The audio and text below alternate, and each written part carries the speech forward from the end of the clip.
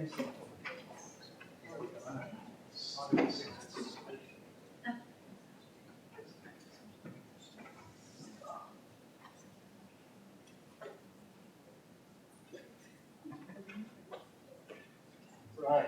onwards. Is this working? Is this mic up? Okay, it is good. So thank you for coming along. We're missing one panelist, but that's fine. We wanted to end today's session just trying to find out the state of practice on the ground, really. And we've been tasked in various conversations over the past 18 months with trying to understand how we can really embed sustainability, so sustainability broadly here, into and across all of our programs. And that's a pretty daunting task, but we know that there are pockets of excellence across the whole of the university. So we've invited faculty reps to come in and talk about what's happening that they're aware of. We've also invited some students and some student reps to come and tell us what they really want to see. And I think that's important. Students drive Imperial, and they're much more powerful than probably me and Jason, because we're just academics, really. So this is going to be a two-part. I'm going to spend the first half just trying to get a lay of the land, and then open up to you guys for any questions. And the 3 points I really want to focus on are depth at first. How can we actually teach sustainability when, in principle, there may be a significant tension with disciplinary depth here, which is, of course, what we're renowned for at Imperial. I also want to focus on the idea of urgency.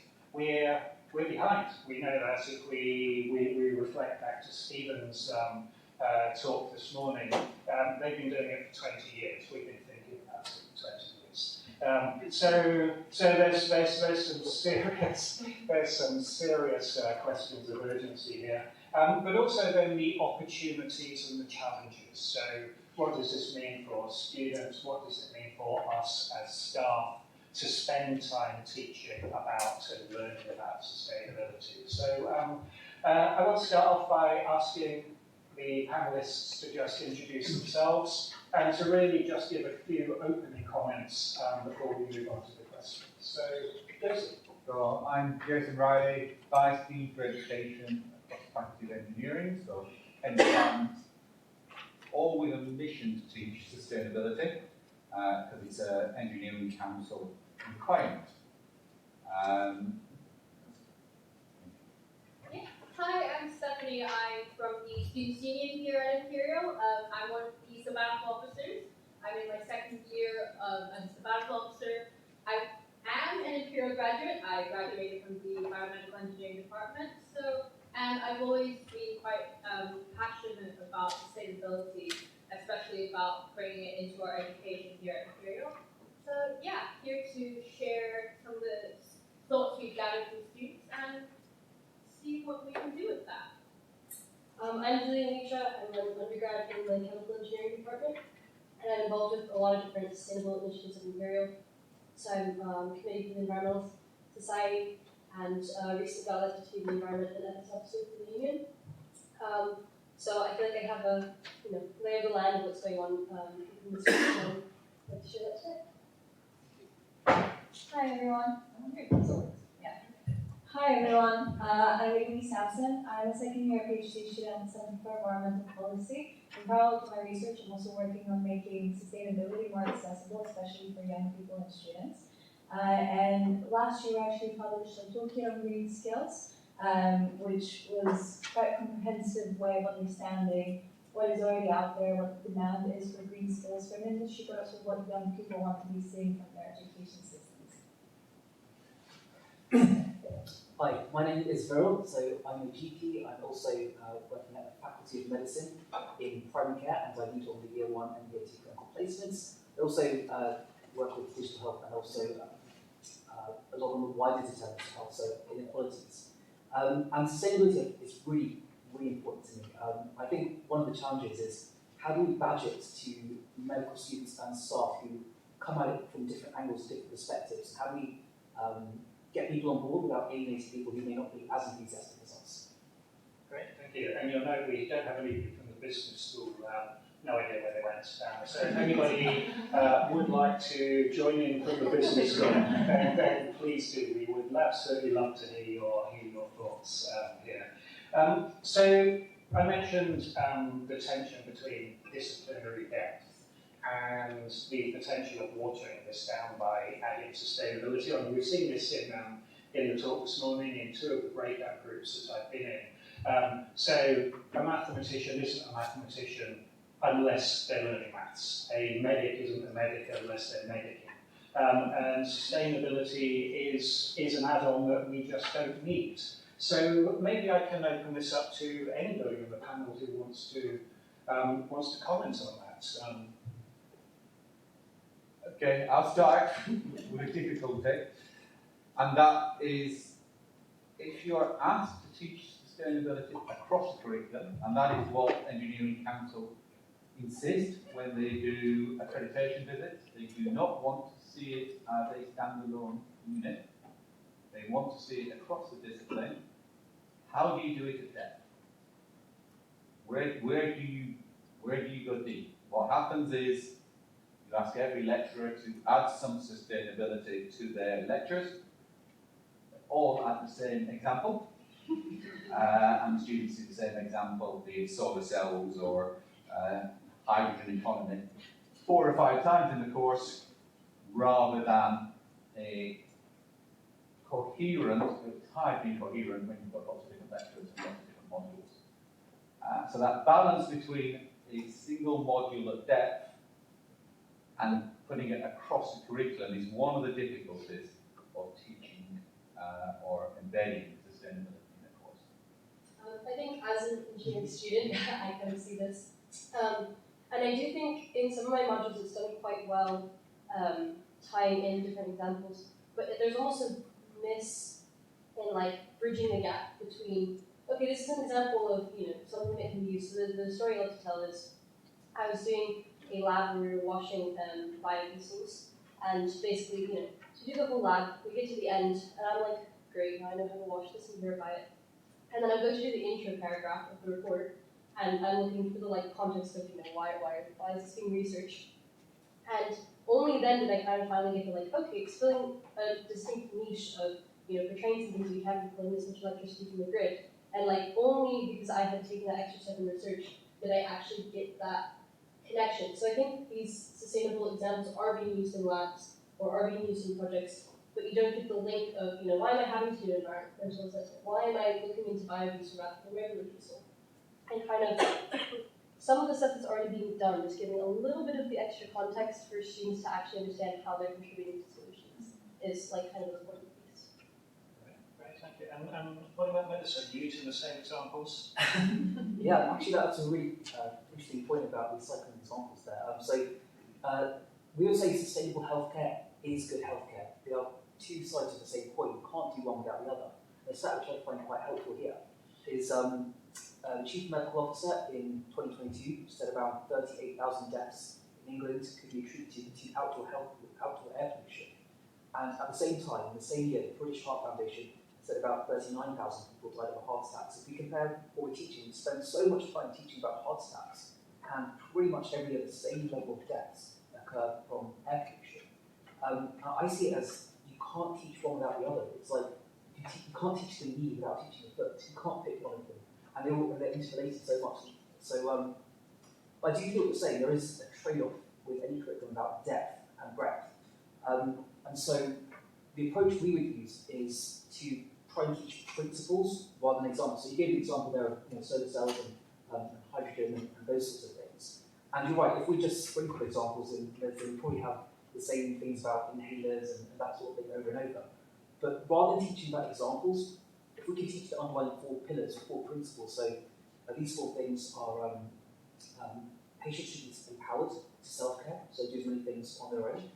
as possible. The second thing should be about health prevention and promotion rather than reactive healthcare.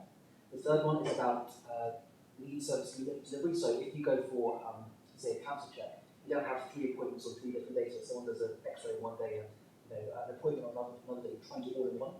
The fourth thing is low carbon alternatives. So that could be things like your inhaler, your low carbon inhaler.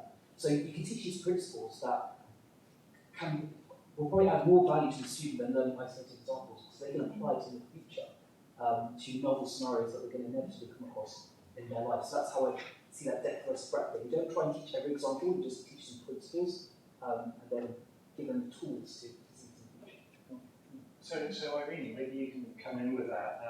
Green skills, I mean, how do they fit in with these things that are out concerned? Yeah, so I really like the principled approach because I'm of the opinion that to an extent there isn't really a trade-off in disciplinary depth just because sustainability, just from the way that we can start thinking about sustainability instead as competencies. So that combines knowledge, that combines the disciplinary expertise, for example, but also some key skills that are quite transferable across the spectrum of sustainability expertise that you can get. And when we're thinking about sustainability and sustainability education, we're thinking about essentially solving quite complex issues. And it's not really the case that you become a generalist or that you will need to have a very broad and potentially superficial breadth of skills. It's instead that you will be using your expertise, your disciplinary understanding of an issue applied to a very complex sustainability challenge, for instance. So if we're thinking about sustainability education, instead of a framework of skills that need to be taught to students, like for example, the first couple of examples around engineering, instead we start thinking of them as competencies, as more complex frameworks of transferable skills and knowledge. Now we're kind of shifting away from the focus of, are we sacrificing disciplinary depth? And then we're getting, I think, more into a substantive conversation about what sustainability education is and what the opportunity is essentially for students as well.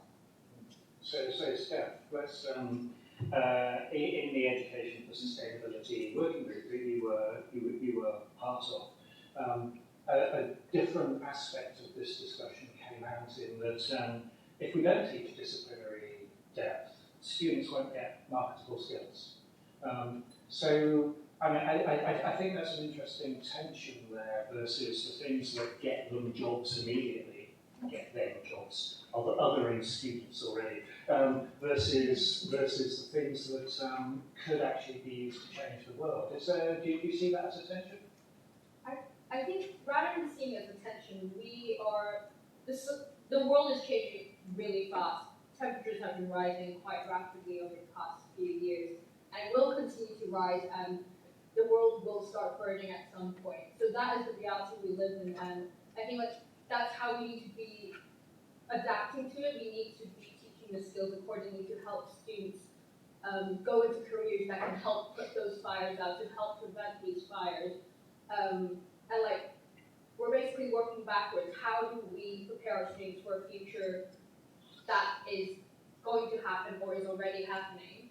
So it's giving them the skills to think. So this goes back to the principles that were mentioned. How do we help them take those principles into whatever career they go into, whether it's being a research student or going to be a consultant or a finance person or some coder programmer or a good old social entrepreneur. They can take a lot of these things into everything they do.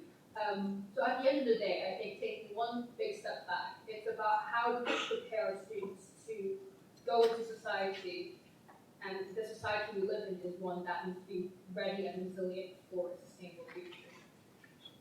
Julia, you desperately want to say something? No, I was just kind of agreeing. I think it doesn't have to sacrifice these other employable skills or other kind of skills that you need. It can be everyone was saying, it can be integrated. It can be these transferable principles. It can be bridging the gap between the examples and current technologies we're already learning about. It's basically So urgency.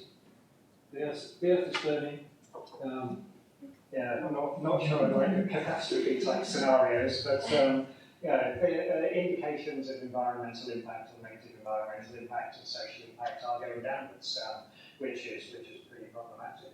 How fast should we be moving on this? I saw a really nice slide in Laura's the chemistry presentation that showed there was a bimodal survey, the responses from the survey in chemistry lecturers. Yeah, they realised it's really important. They also realised we're not doing it anywhere near as much as we could be.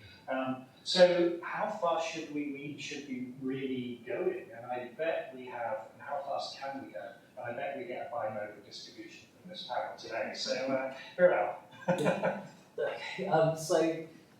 So globally, we all know there's that target, which are trying to limit to 1.5%. We're meant to have peaked our greenhouse emissions this year, in theory, and we're meant to be declining 43% by 2030, but on a more localised medical level, should we say. The NHS contributes 45% of the UK's total carbon emissions, and the NHS recently committed to be the first health service in the world to go carbon neutral, and its target is zero by 2040, with an ambition for 80% reduction by 2028 to 2032. So if we apply that concretely to our students today, that means if a student joins the medical school today, by the time they graduate, that NHS should be at somewhere around 80% reduced carbon emissions compared to 1990. And by the time that same student then becomes a consultant, typically it's 10 years on from there, in theory they're working in a net zero NHS. So if you think about what we're meant to be preparing our students for, most of their career is in a much reduced carbon environment, and by the time they finish their training formally, for those who become consultants, it's meant to be net zero, which is a completely different world. You look at how much wastage goes on right now, and NHS is contributing 4 to 5%. So that's the kind of urgency in terms of our training. Our students today need to be ready for that world. How fast can we go, Eirini? How fast should we go to embed green skills across everything? So I want to borrow a very good example that really struck with me from another panel that I was in a couple of years ago, where basically this professor said, you want an Olympic team. You're not going to train Olympic swimmers how to swim from the age of 18. You're going to get them started at the age of 4. So if we apply this in the context of the demand for green skills, say between now and 2050, to be able to build resilient net zero communities, we should have been thinking of this yesterday. So the answer is we need to be going quite quickly with a sense of urgency, ultimately thinking about what the needs are. And I think that's a bit of the challenge in academic institutions, is the tendency to think in silos, which, if you're thinking of a climate change world, is quite ineffective. So really the answer is very, very quickly, very, very fast. I'm not sure how fast we can go as academic institutions, but I also do have the confidence that, especially for an institution like Imperial, there are so many expertise, so many academics carrying out really impactful research, and there's definitely, I think, this expectation of neutral learning involved in this as well. It's a bit of a learning curve for everyone, for students and for faculty, but in an institution like Imperial, I feel like there's a lot of hope. Good. Jason, how fast can you go in engineering?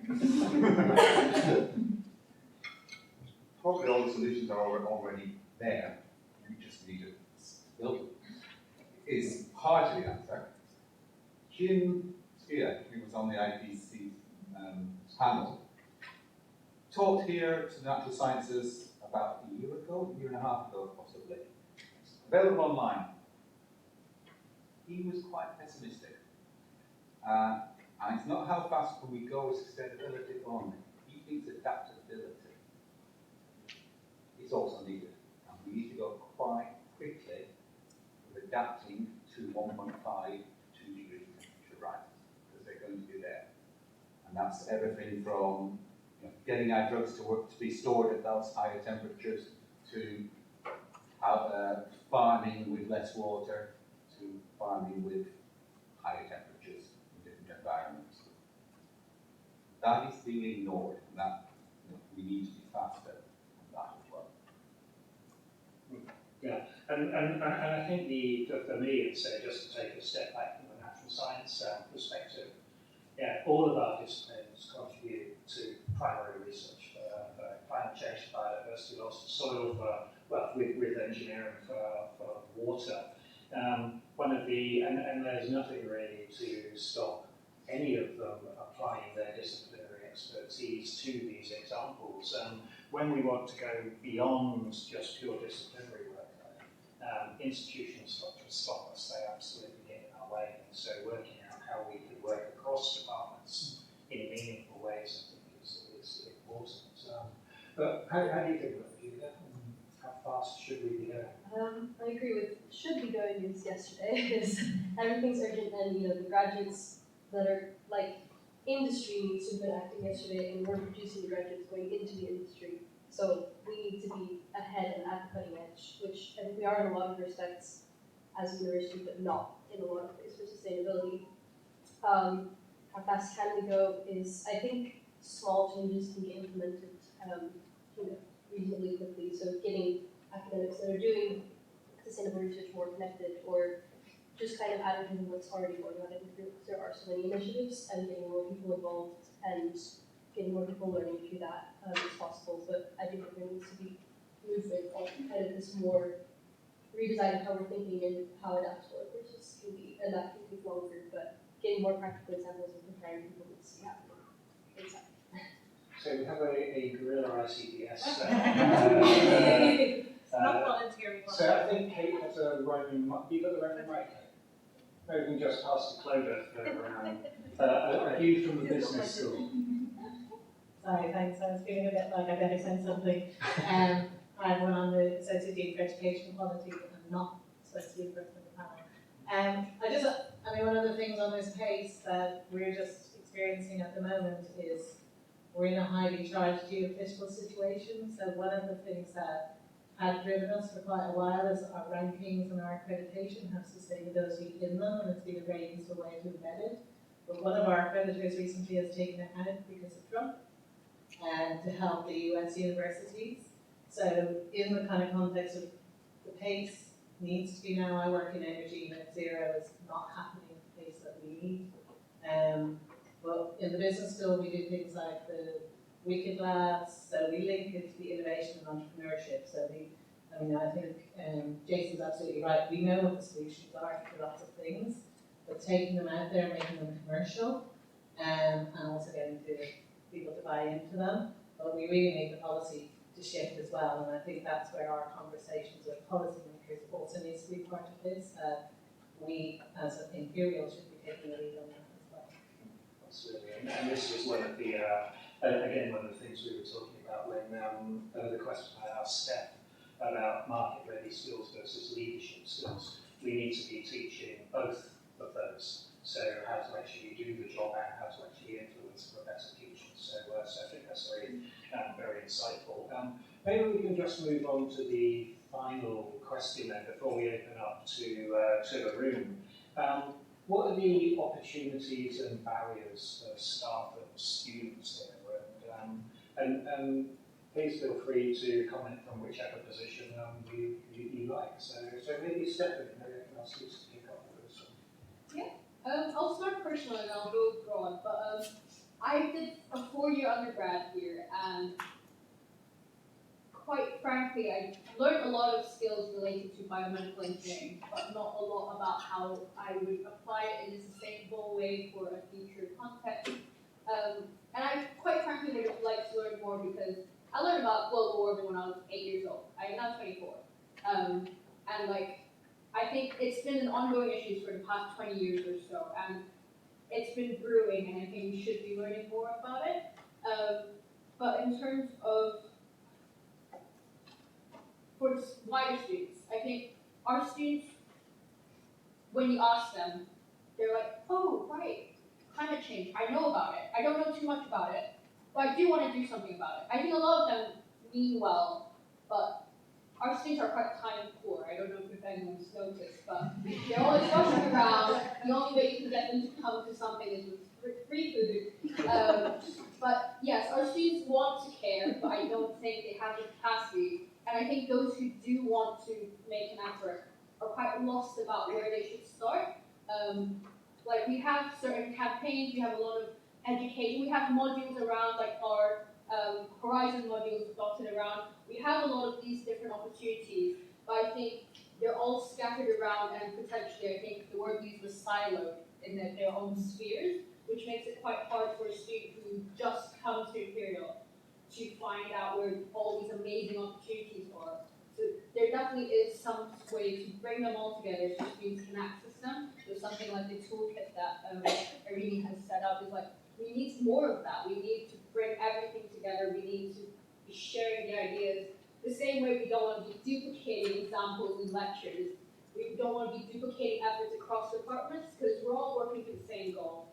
We just need to bring them all together so students can start learning, because you just got to start and then the students will take it away. They love to do their own thing. So we just got to give them a little kickstart a little bit. I think some of the problem right now is that students have to go to get it. Like, you should be learning these skills, you know, to work in the world we live in your degree that you're paying for. But you have to go above and beyond to get horizons. And students do. I mean, in Tennant, like, I know a lot of people apply, and in their personal statements, I don't work in sustainability, you know, these things. And then, like, I think there was like 15 of our first years was the same Horizons course for climate tech, something or other, because they want to learn about this, and the degree wasn't kind of giving it to them. And then we had like a climate cafe, so it's the World Cafe format. So basically, we kind of were all discussing, like, you know, what needs to be done for climate. We were talking about in a department, and it kind of, you know, spirals out because everyone's talking about things. And really it got to the point, and we were realizing that a lot of the, like, even, you know, third, fourth year students didn't have solutions to propose. So they'd be like, no, that's not possible, that's not going to happen.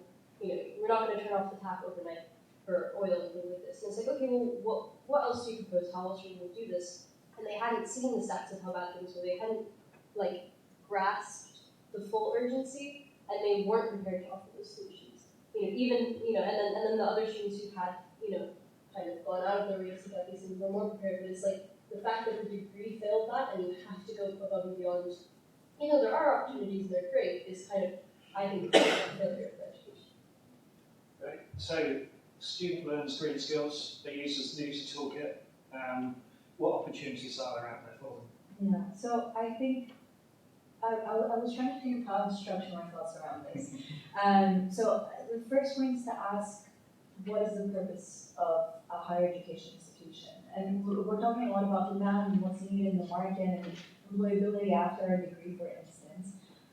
So if we go off the premise that a higher education institution is supposed to be preparing its students to go out in the market and to be prepared to join the job market, now we're thinking about the demand for these skills. So what we found in the toolkit was that across all disciplines, actually, and across all professions, there were some key skills that professionals had, professionals from all over the world, by the way, had pointed out in terms of what a green skill would be. So that included communication skills, that included teamworking, but also that included some technical skills and understanding in more technical terms what sustainable systems need. But ultimately, all the responses embedded a systems thinking approach to what they define as green skills. So if we're thinking about these green skills and these competencies ultimately, then we have to think about the opportunities for students, which is that as a student at Imperial, for instance, it is a great opportunity to learn from academics who are pursuing cutting-edge research, and to also learn from other students who are not necessarily in your department. But I do echo the sentiment that, well, students shouldn't have to go above and beyond, you know, to get access to this information or to these events or to these programs. And then I think another layer to this is a bit of an intrinsic value to sustainability education. So we're in Imperial for a reason. Imperial students like to be challenged. They're typically quite intelligent students, which means that it is the institution's responsibility to challenge them and to teach them something that goes beyond the existing status quo in education at the moment. So, and ultimately that prepares them for an impactful career potentially, or also challenging career, because sustainability problems are very complicated. You have to think in so many small, nuanced, ways about how you're going to solve a specific problem that is so diverse and with so many varied issues as well. So I think, from a student perspective, which is nice, the institution does owe it to the students to challenge them and to teach them these new ways of thinking that ultimately also obviously have the direct benefit of preparing for the market. Thank you. So I'm just going to pass back to the staff now. How can we make it rewarding for staff to teach sustainability? Yeah, so I think of it in terms of the barriers and the rewarding as two sides of a similar coin. So in terms of barriers, I see buy-in and time as the two big barriers for students, staff, and patients in the healthcare system. It's always those two things, right? And to get that buy-in, I feel like it's important to show that, at the same point, good healthcare is sustainable healthcare. It's not one or the other.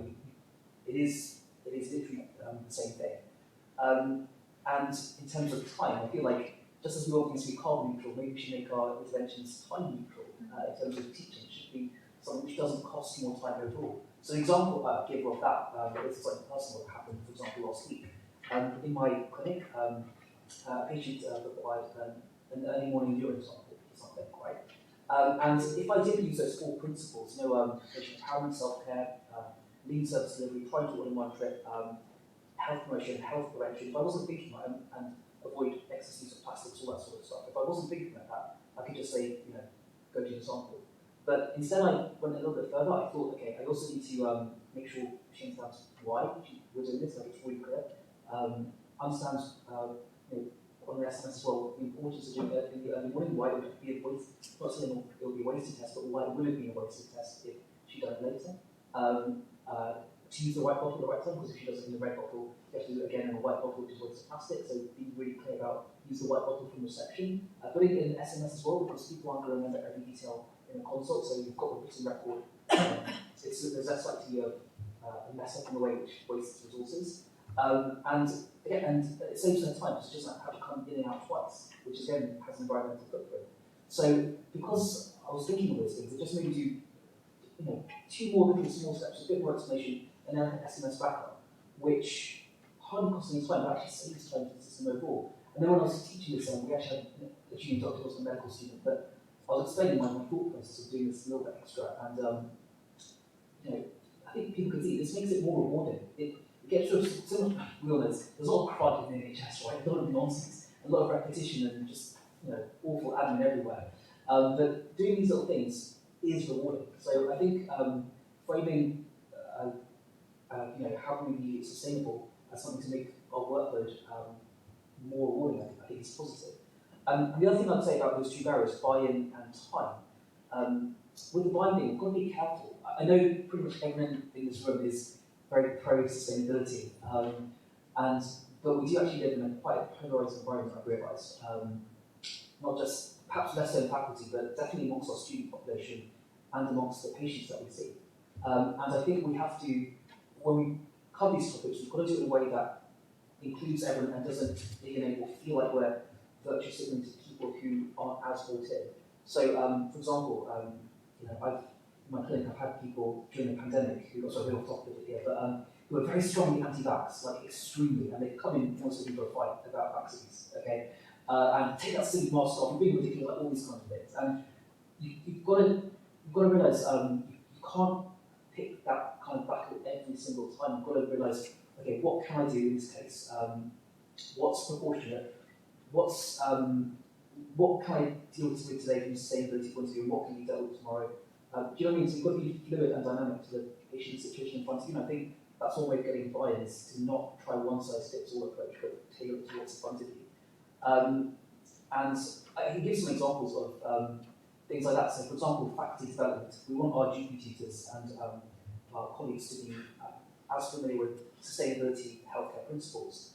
We have a menu of options for them. We have, for the most enthusiastic and who have got the most free time, there's formal courses that we provide.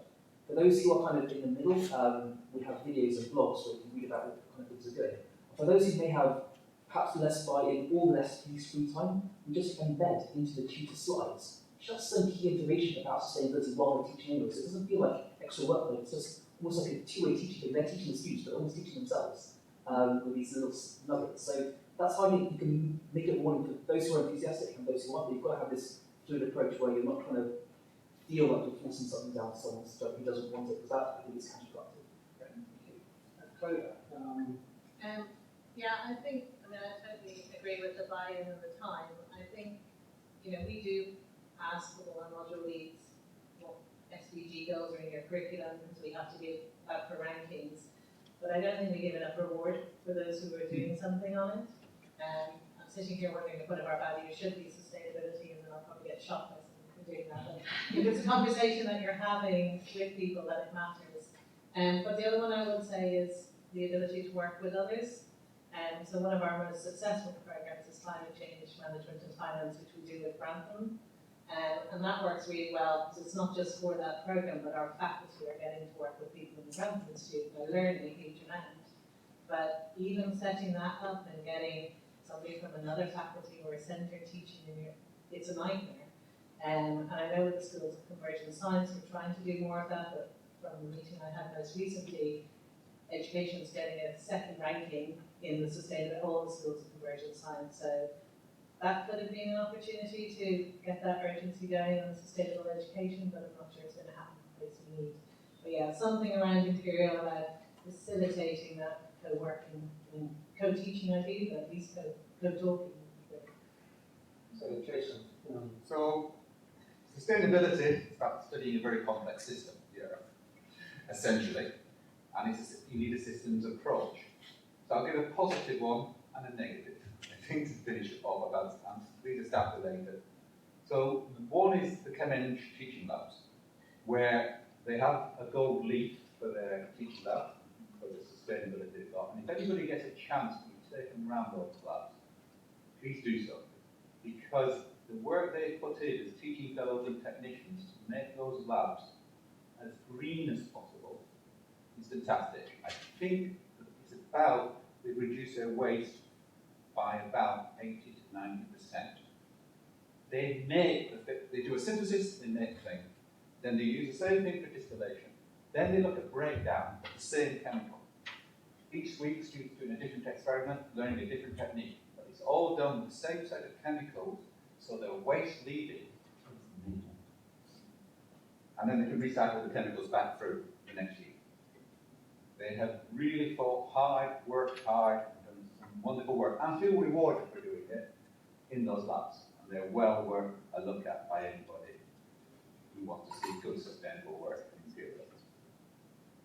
Now the negative. An academic staff, and it's researchers. And researchers don't look at big systems often, unless they're systems researchers. They look at their little particular part of the world, and they lie to themselves about it, possibly. Lit reviews are very easy to do in sustainability because you can always find icons and introductions to papers that say totally different things that can get the students to understand that science stops being black and white at some point and becomes a colour of grey. And sustainability is a great thing to do that because most academics market their solution in their introductions to the papers and say, this is the best solution you'll ever find, without looking at the full systems approach. And I think that is a one problem we've got with academics teaching sustainability. They don't tend to take a full systems approach. They look at their little part of the world, their little bit of research in sustainability, and not look at big systems. So to take an example of this, perovskite solar cells, just about beating silicon now, easy to make, you can paint them practically. Okay, I've told you what's in the start of every single paper on perovskite solar cells. They contain organic lead. Organic lead goes straight through your skin. Okay, so they're highly toxic. I've never said in an introduction to any paper. Okay? Except for those who are doing the big picture sustainability. Okay? And that's what academics do. They concentrate on what and they have to market their solution. And it is one of the problems we have in expecting academics to teach sustainability across the whole window. They're aware of it, but in their marketing, they don't fit it. Great. Well, thank you. Well, let's thank you, panel. We'll open it up to the floor now. So please, we've got a hand right at the back. So right at the top, Kate. Give it a bit of exercise there.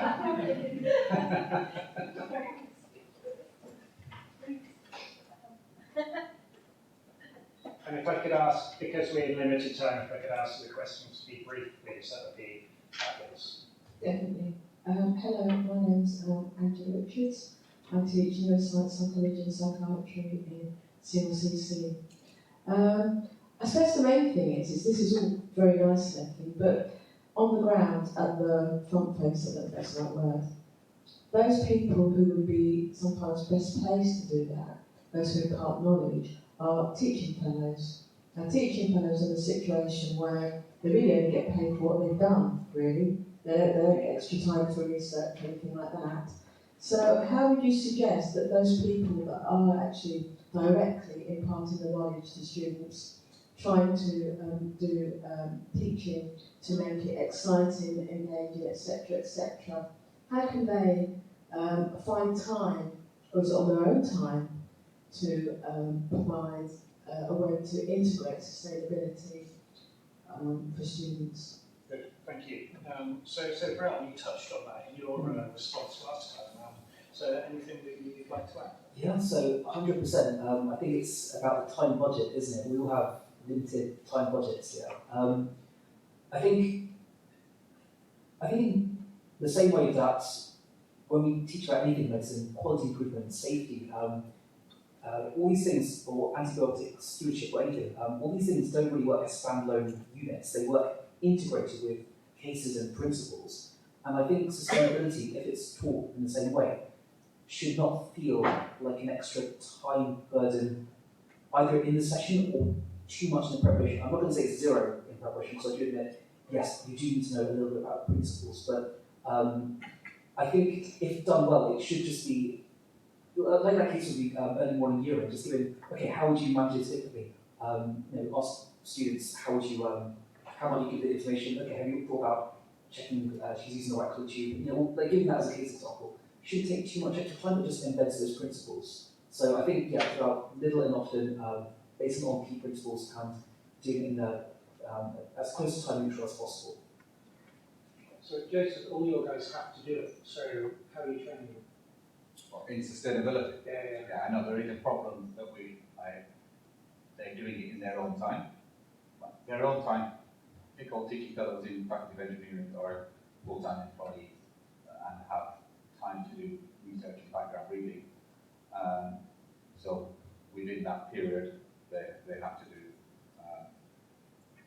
background reading, which an academic would have, as well as teaching fellows, academics have time to do research and look at a subject and develop it. Teaching models tend to give people extra time if they take on a new course, so they've got to do more background reading. But most workload models will take that into account in doing that. Yeah, and I think I'm a teaching fellow, so I'm all up for giving us more time. But I think for the new modules, it's one thing, but actually what we're looking for is, say if I'm teaching economic growth, but I think a bit harder about making it about green growth, or I'm doing evaluation in finance, I make it about valuing the impact on sustainability, not just profits. Getting the workload for that's a bit harder, because it's not a new module, it's take what you're doing and adapt it. And some of these areas, there's amazing resources out there in the private sector and less available in academic research, I have to say. So I would often be going to investment banks' sustainability reports to find out how they're looking at these things, but haven't seen much academic papers. But I think if we can help people find resources easily, so if there's a way to have teaching resources in this area available for people. But also, I would love to be teaching about what the chemists are doing or something like that, so I can connect, and so sharing that kind of thing. And this week will help. I'm wondering about ideas today. Good. And I think if we look at the new teaching fellow career expectations, teaching fellows just shouldn't teach.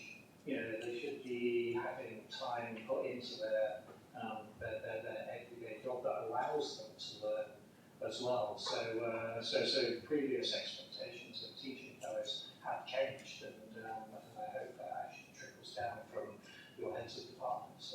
If you are a head of department, I hope it trickles down. So, other questions? Nigel? Up there, please.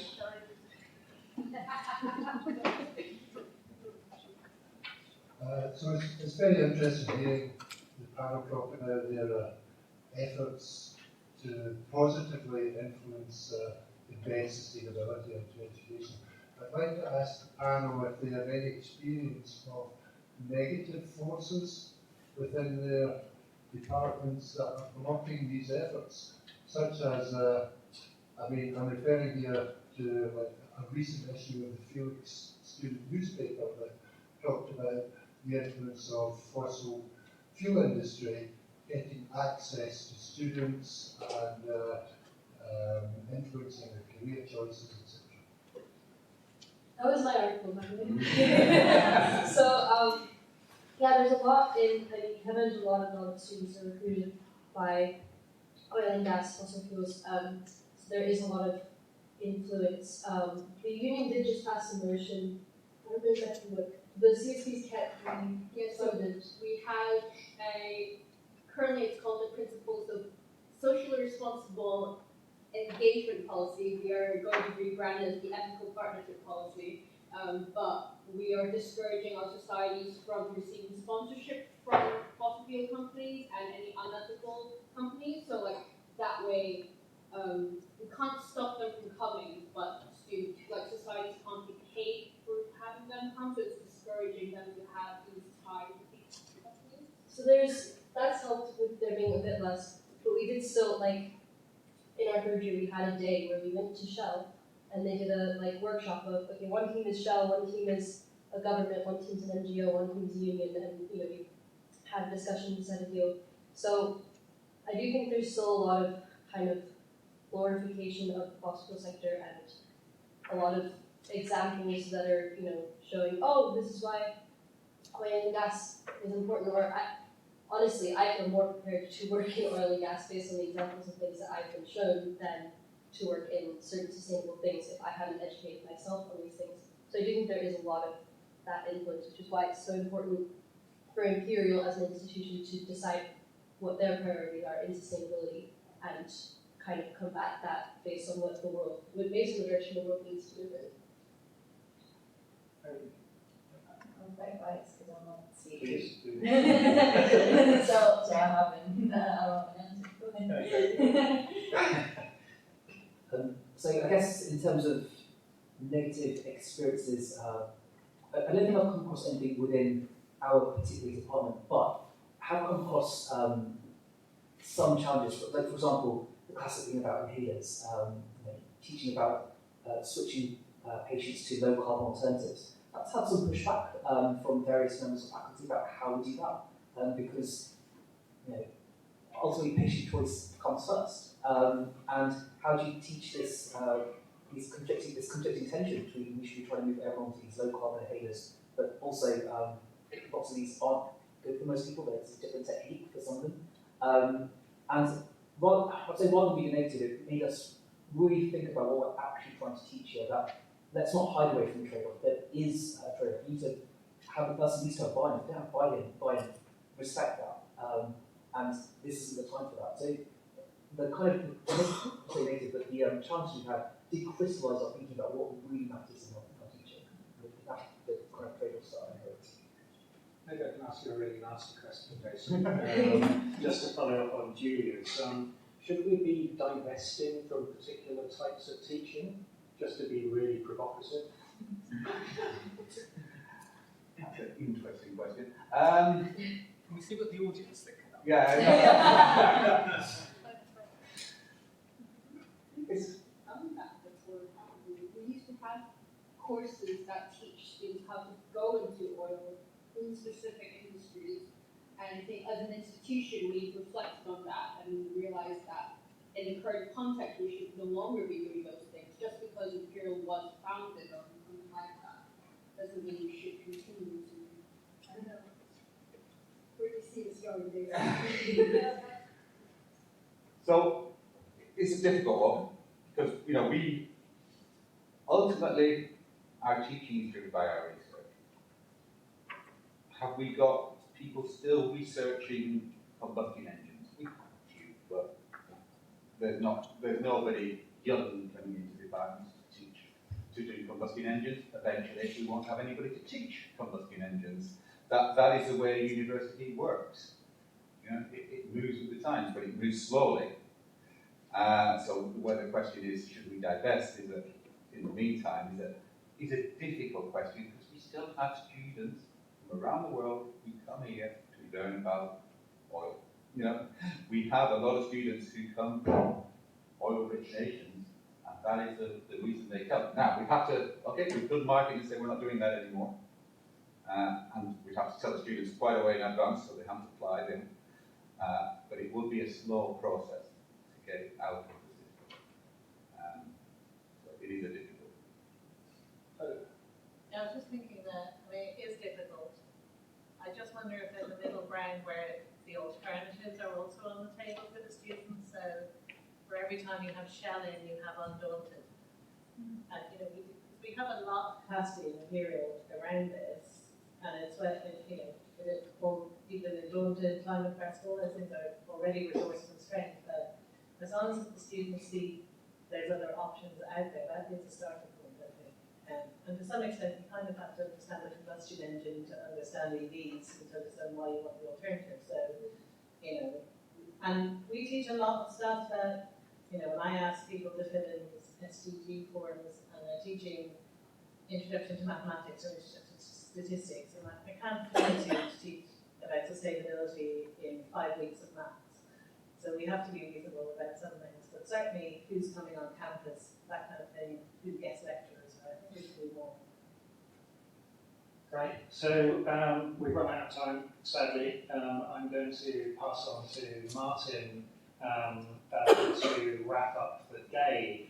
But before I do that, before I thank the panel for their fabulous contributions, just a few things. We've recently got some buyout money to pay for staff members from each faculty to actually work within their faculty to embed sustainability widely, or at least start conversations about embedding sustainability widely into your programs. I recently finished up a task and finish group on education for sustainability. If you want to read the recommendations, they're on the QR code of my poster downstairs, so please do. And if you have any comments, please send them over. With that, I'd like to thank the panel, so Jason, Stephanie, Julia, Eirini, and Viral. Thank you very much. Oh, and Claudia, sorry. Sorry, I just went across the table. I was doing it.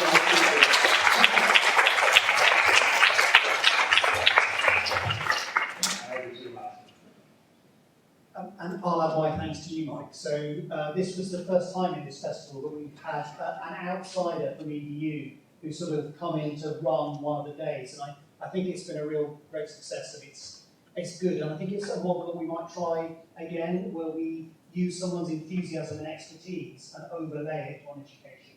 So some of you still here today might be on the hit list for next year.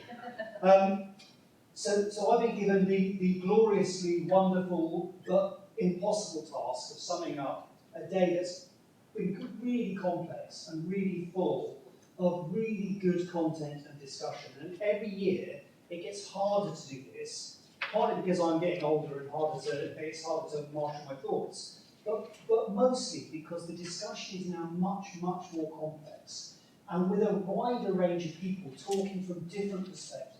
And I think that's a really wonderful thing. So to start at the beginning, and this links perhaps to some of the questions about how do we recognise all the work we're doing on sustainability. And actually we didn't really have to twist Hugh's arm to come and open this session, which is a good thing. I would say sometimes in the past, we have had to do a bit more arm twisting to get the great and the good along, and they do sort of drop out, and sometimes they turn up and just say what we tell them in 2 seconds. And actually Hugh said a lot more than that, and he said it with some enthusiasm. And I'll pick out a few things. He pointed out how integrated sustainability is to our whole strategy. And not just the schools of convergent science and the class of 30, which are obvious opportunities for integrating sustainability. But he said a couple of things that stood out to me. First of all, he said we have a responsibility to advocate for sustainability. Well, if we're going to advocate for sustainability, we have to teach our staff and our students and give them the tools and the data so that they can advocate efficiently and effectively. And so I think that's a good opportunity. He also said something which I thought was really interesting, which is about sharing experience and ideas in advocacy. And I'm just going to take the liberty of extending that slightly beyond his words and say, I think at least by implication, that's both driving change and also supporting change. I think if we work together and talk together, we need to work together to drive change, but we also need to work together to be sustained and supported in achieving that change. Because as we've heard from the panel, this is a complex whole system problem, where the whole system is the entire world. It doesn't get any, well, I guess some of the astrophysicists would say it does get bigger than the entire world, but in my little mind, it doesn't get much bigger than the entire world as a whole system. And I think that the fact that Hugh was here bodes well for our efforts being recognised. I know there are still problems in getting recognition, and I know we are all still time poor, but I think that is a good indication. Then moving on to the keynote and Professor Sterling, and again to pick out some things. One of the things that Stephen said in his keynote was the connection between sustainability and transformation. And those of you that know me, I consider one of the important things that makes higher education higher is that it's transformative. We have to go beyond scratching the surface and transform people's understanding and thinking and ideas. And in doing that with the individual students, particularly our wonderfully clever, bright, well-motivated students, we change the world. So if we can transform our students, we can transform the world. Now, it's not going to be a quick transformation, but I think we're starting on that road. And Mike pointed out it's been 12 years or so since you started, yeah, longer than this, but 12 years since we started having the conversation and struggling to get sustainability into teaching here. But it's come a long way. And I think the fact that we've got 3 very packed days that focus around sustainability shows how far it's come. I'm not saying there's still not a huge distance to go, but we are at least on the way. The other thing that Stephen said is we've got to change more than practice. I'm not saying that changing practice isn't important, and it's often the first thing that we've got control over, because if we only change our own practice, that's the one thing that we can do. But he talked about more foundational changes of paradigm. And he talked about moving from this marketised, procedural, neoliberal view of learning and teaching to a more integrated ecological view. And again, the whole ecological metaphor of teaching and learning is an interesting one, and one that underlines and fits very well with this whole world system approach to big problems. Because the ecological model is about balancing different things that are sometimes in opposition. And it's about creating a sustained environment that is resistant to change and can cope with change. He also talked about something which I thought was really interesting, this idea of permeable disciplines, he said. We need permeable disciplines.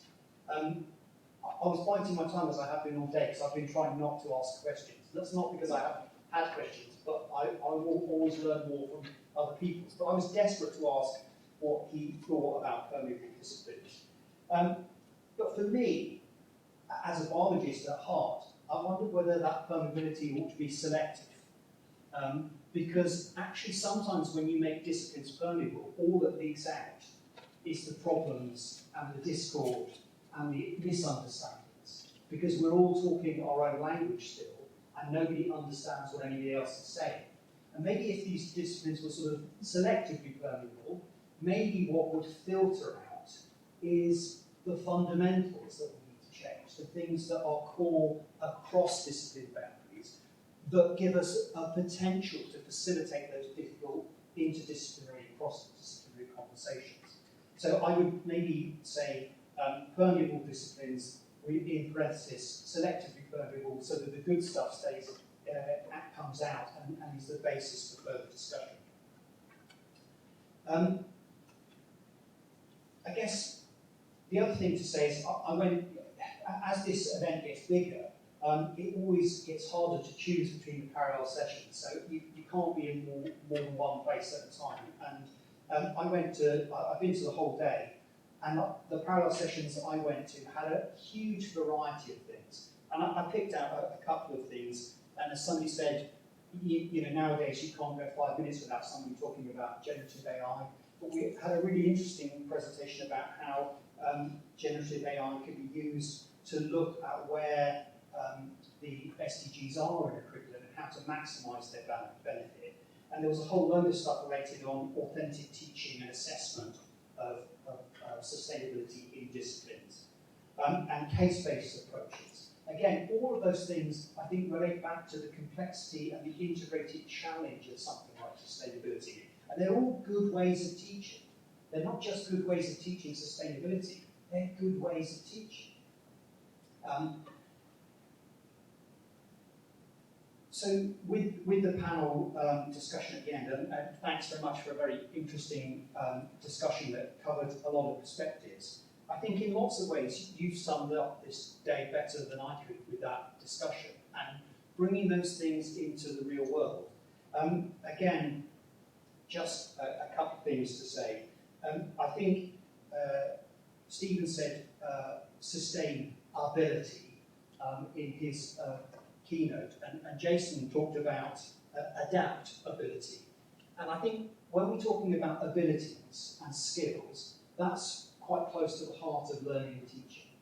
And I think maybe if we move forward, we've got to think about what are the abilities that we have to help our students achieve in this fast-shifting, complex and challenging situation. So I think our responsibilities as teachers are to help our students get those abilities, to help them be adaptable to this period of transition and transformation. Because transformation isn't instantaneous. It always goes through a sort of liminal phase, which is often uncomfortable and difficult and you know, less than perfect. And so we need to be adaptable enough to negotiate that liminal period.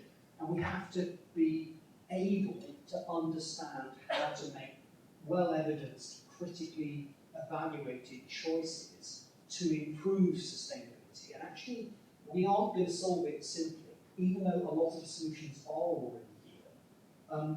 If it was easy, you know, more of them would be in place. So we're going to have to make some value judgments in the shorter to medium term. So just to finish, Stephanie, you talked about students being time poor and only here or only turn up for free food.